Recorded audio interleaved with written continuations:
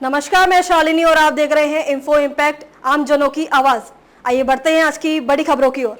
चीन के साथ कैसे तनाव होगा कम, विदेश मंत्री जयशंकर ने बताया पूरा प्लान। उम्मीद 2020 वाली स्थिति बहाल होगी। विदेश मंत्री एस जयशंकर ने रविवार को कहा कि लद्दाख के देपसांग और डेमचौक में सैनिकों का पीछे हटने वाला कदम है और उम्मीद है कि भारत 2020 की गश्त की स्थिति में वापस आ जाएगा। विदेश मंत्री ने स्पष्ट रूप से चीन की ओर इशारा करते हुए कहा कि अगला कदम तनाव कम करना है। हालांकि ऐसा तब तक नहीं होगा जब तक भारत को यकीन नहीं हो जाता कि दूसरी तरफ भी यही हो रहा है। गश्त करने पर बनी सहमति, तनाव कम होने के बाद सीमाओं का प्रबंधन कैसे किया जाए, इस पर चर्चा की जाएगी। इस सप्ताह की शुरुआत में भारत ने घोषणा की है कि उसने पूर्वी लद्दाख में वास्तविक नियंत्रण रेखा LAC पर गश्त करने को लेकर चीन के साथ समझौता कर लिया है। 4 साल से अधिक समय से पूर्वी लद्दाख में जारी सैन्य गतिरोध को समाप्त करने की दिशा में ये एक बड़ी सफलता है। बेहद करीब आ गई थी दोनों सेनाएं। मुंबई में पत्रकारों से बात करते हुए जयशंकर ने कहा कि देपसांग और डेमचौक में गश्त करने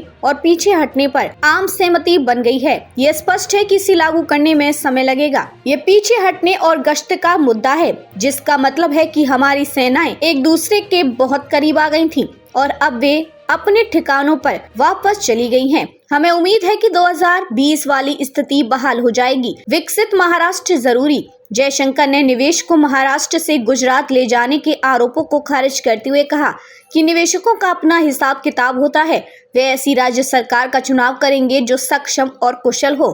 पिछले 10 वर्ष में सभी परियोजनाएं भाजपा शासित राज्यों के पास नहीं आई हैं। महाराष्ट्र विधानसभा चुनाव के मद्देनजर उन्होंने कहा कि राज्य में ऐसी सरकार की जरूरत है जिसकी विचारधारा केंद्र सरकार के समान हो। महाराष्ट्र उद्योग और बुनियादी ढांचे में अग्रणी राज्य है। विकसित भारत का लक्ष्य हासिल करने के लिए विकसित महाराष्ट्र महत्वपूर्ण है।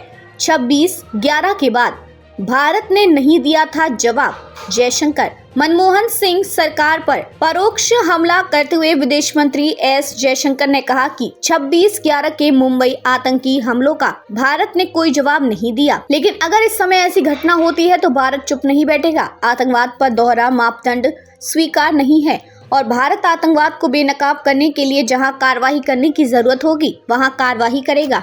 खबरों में अब तक के लिए बस इतना ही। फिर होगी आपसे मुलाकात, तब तक के लिए नमस्कार और देखते रहिए इन्फो इम्पैक्ट, आम जनों की आवाज। ऐसे ही लेटेस्ट अपडेट पाने के लिए हमारे चैनल को सब्सक्राइब करें और तुरंत नोटिफिकेशन पाने के लिए बेल आइकन प्रेस करना ना भूलें। यदि आप हमें फेसबुक या इंस्टाग्राम के माध्यम से देख रहे हैं तो हमारे पेज को फॉलो जरूर करें। धन्यवाद।